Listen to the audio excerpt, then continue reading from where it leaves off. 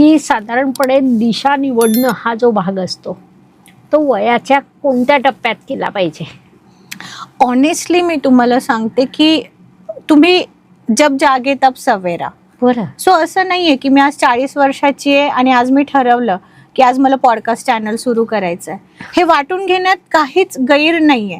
मी त्या दृष्टीने वाटचाल आज सुरू केली तर कदाचित वर्षभरात मी ते करू शकते. येस. फक्त त्याच्यासाठी तुम्हाला डिटर्मिनेशन आणि डिसिप्लिनची गरज आहे. होय. मग डिटर्मिनेशन आणि डिसिप्लिन जर तुम्हाला लहान वयापासून आहे तर तुम्ही ब्लेस्ड आहात. जर ते तुम्हाला 14-15 वर्षाचे असताना डेव्हलप झाले तरी तुम्ही ब्लेस्ड आहात. तुम्हाला ते ग्रॅज्युएशन नंतर करायचं ठरवलं तरी तुम्ही ब्लेस्ड आहात.